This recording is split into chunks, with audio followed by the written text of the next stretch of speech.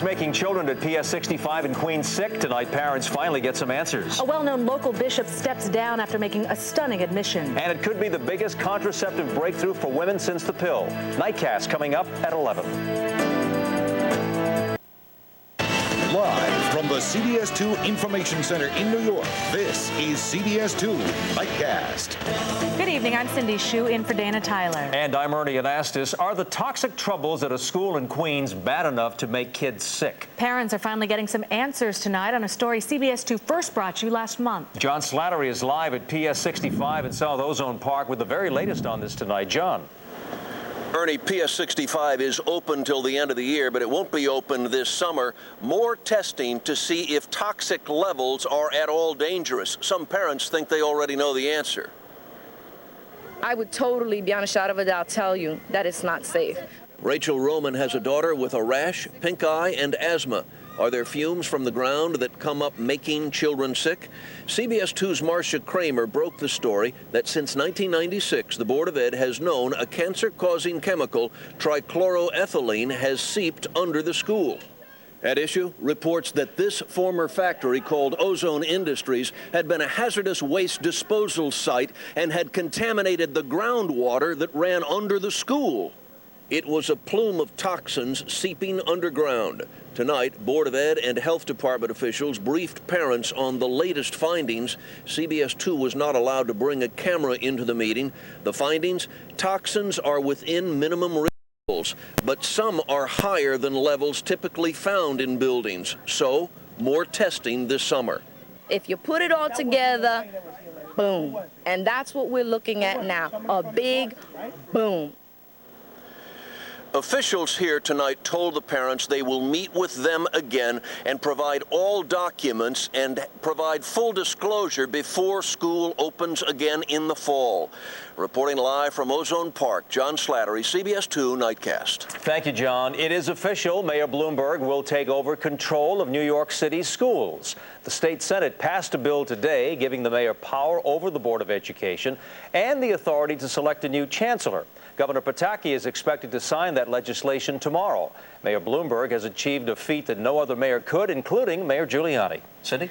A new chapter in the crisis in the church. Tonight, a Westchester bishop has resigned after admitting he had affairs with several women in his parish. Bishop James McCarthy stepped down from his post as pastor of St. Elizabeth Ann Seton Church in Shrub Oak. He recently confessed to having had affairs for years. Some of his parishioners were sad to hear the news. It's a shame. I think the community puts a lot of trust in, their religious leaders. And, I guess if he resigned, I think he felt it was best for the community and for the church. Church officials say they will cooperate with prosecutors if any legal issues arise from the affairs. Well, the death of mob boss John Gotti is turning into quite a dilemma for federal prosecutors. They now have to decide if some of his family members can attend his funeral. The so-called Teflon Don died yesterday in a Missouri prison hospital after a long battle with cancer. His son John Jr. and two brothers Peter and Gene are all behind bars. Now officials will decide whether any of them will be given a pass to attend Gotti's funeral. Gotti himself was not let out of prison back in 1992 to go to his father's funeral. A young couple engaged to be married this summer is killed after a suspected drag race accident. 31-year-old Jean Desir and 23-year-old Sophia Brettas, both of Westbury, died this morning when the Jeep that they were driving was hit by two speeding cars. It happened on Route 106 in Newtown. Police think that illegal drag racing may be to blame. The family of Sophia Brettas says that they will bury her in her wedding dress. New information tonight about the American who allegedly planned on setting off a dirty bomb in the U.S. Right now, Jose Padilla is being held in a Navy brig in Charleston, South Carolina. Top officials say the man born in Brooklyn with ties to al-Qaeda was a protege of one of Osama bin Laden's top lieutenants, Abu Zubaydah. When Padilla was arrested in Chicago, he was carrying $10,000 in cash. Investigators say most likely money from al-Qaeda operatives. Right now, officials say their main goal is getting information out of Padilla, not punishing him. What if a dirty bomb was ever set off in New York City? CBS 2 has learned that police are taking some drastic measures to keep all New Yorkers safe. As a matter of fact, the safety plan was put to test earlier today. CBS 2's Vince DeMentri has more. A lieutenant assigned to the city's counterterrorism unit is headed to work this morning. At 63rd and York, his portable radiation detector starts going off. After some tense moments, it's discovered the radiation is actually a medical delivery for Memorial Sloan Kettering Cancer Institute. A false alarm, thankfully, but a good test. We will have them in the hands of our patrol supervisors as quickly as possible. We hope to have about 1,000 of them deployed throughout the department. The radiation devices that Commissioner Kelly was talking about look exactly like the types of pagers that millions of us carry, except there's one big difference. When this one goes off, it doesn't have a phone number in which to call.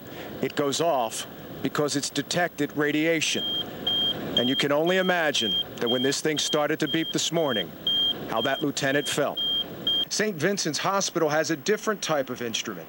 Theirs detects patient radiation contamination. What would happen, we would just run this up the patient, up and down to make sure they're not radioactive, and basically you can see there'll be a little reading on it as you get, and you can basically tell what dose of radiation they've gotten.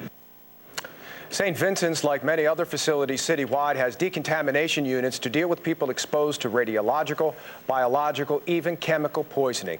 In addition, the NYPD now has counterterrorism tactical teams patrolling the city, random searches of high-profile buildings by bomb-sniffing dogs, and a heavily armed helicopter with state-of-the-art surveillance, tracking, and communications equipment is expected to be here in the city in the coming months. Ernie? All right, thank you, Vince. You're welcome.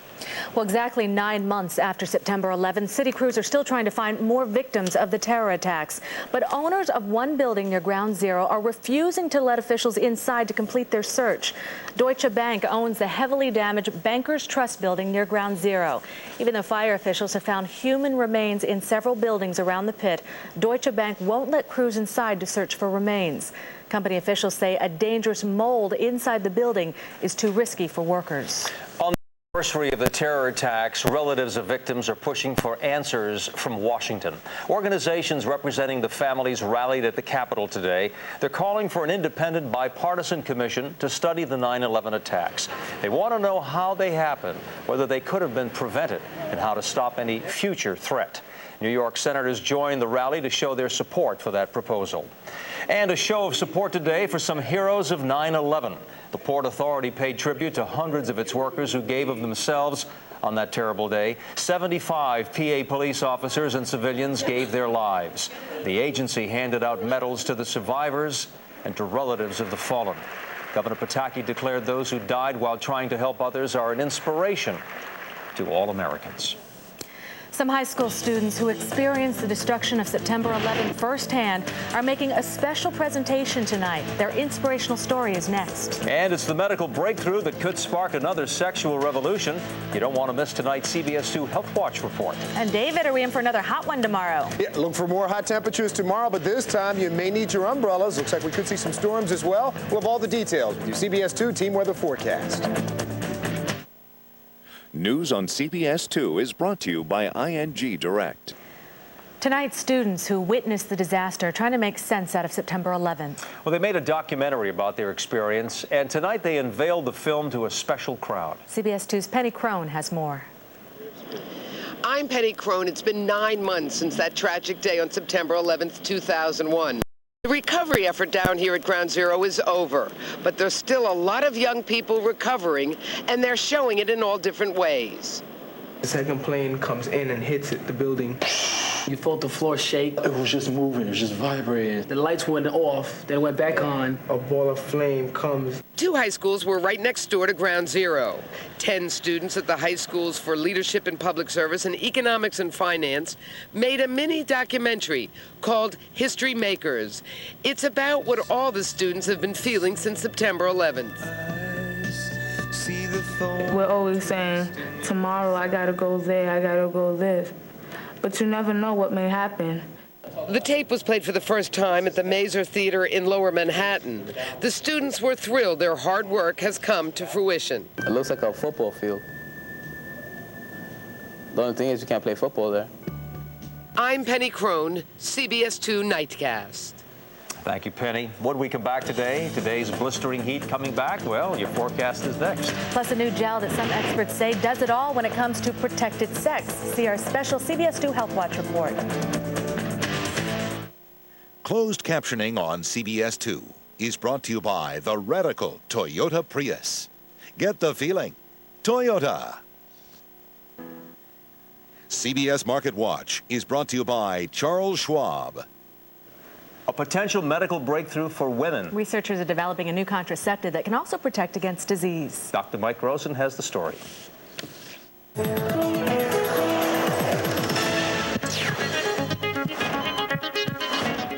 This is the gel that could launch the biggest sexual revolution since the pill. Research here at Biosyn's lab in Huntington Valley, Pennsylvania, has shown the gel can prevent pregnancy and sexually transmitted diseases. This works exactly how a condom would work, in the sense that it protects you from infection or conception. The difference is that instead of the man putting on the condom, the woman inserts the gel. Anne-Marie Corner has been developing the vaginal gel called Savvy for 12 years. Corner says the gel works by killing sperm, plus germs that cause diseases.